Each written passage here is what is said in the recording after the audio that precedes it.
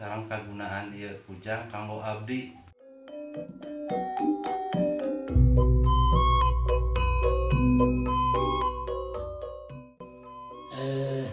Dina malam ayeuna AA rek ngawariskeun ieu pusaka ka Mang Yayat. Ieu pusaka teh ngaranna kujang. Nah, ieu pusakana. Kira-kirana Mang Yayat rek ditarima moal ieu pusaka kujang ieu. Ditampi. Ieu kujang sabenerna ngandung sababaraha palsapah jeung palasipah. Nu utamana mangpaatnya ieu perkara kujang rek dikasihkeun ka Mang Yayat. Ieu kujang teh mangpaatna sesuai jeung kiratana. Kiratana kujang teh nyaeta lamun kujang ieu dibikeun ka Mang Yayat, kiratana teh ti mah kumaha ujang. Jadi kujang teh kumaha ujang. Ieu kujang teh rek dipake maehan nyung, rek dipake nyokelan jukut empek, rek dipake ngeuretan bawang sok, rek dipupus ti oge teu jadi masalah.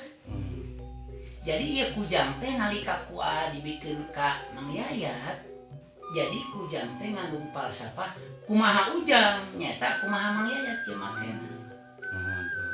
Ngan tangtuna AA moal mikeun mun ieu kujang dipake teu bener. AA moal mikeun oge ieu kujang ku Mang Yayat sanajan ieu lamun di daerah kulon kujang teh sarua jeung parang. Nyata fungsina teh nyokelan jukut.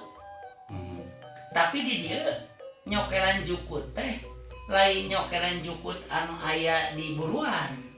Tapi dina falsafah oge nyaeta lamun urang melak pare pasti jadi jukutna. Tah jukut eta anu kudu dicokelan teh nyaeta jukut anu eueuh mangpaatna. Hartina lamun urang melak kahadean anu kudu dicokelan ku kujang teh nyaeta kagorenganana kitu. Nah, oge kumaha ujang, kumaha Mang Yayat lamun ieu erek dipupus ti meureunan sarua jeung ngajenan kanu merekna.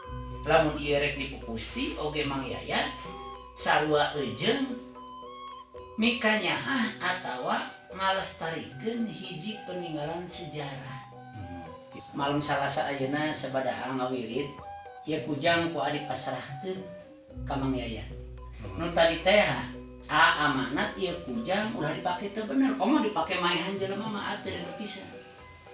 Tah Mang Yayat sanggup teu ngarawat ieu kujang jeung ngajalankeun falsafahna. Sanggep tanam jeung ka hartos. Nah, lamun sanggem ieu kujang teh jang Mang Yayat, nalika Mang Yayat inget kana kujang ieu, kudu inget kana janji Mang Yayat nalika nampa ieu kujang ti AA. Nyata Mang Yayat kudu bener.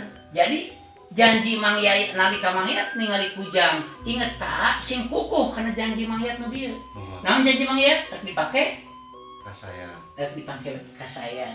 Tah nalika kujang ku dibikeun ka Mang Yayat, ieu kujang teh jadi kumaha ujang.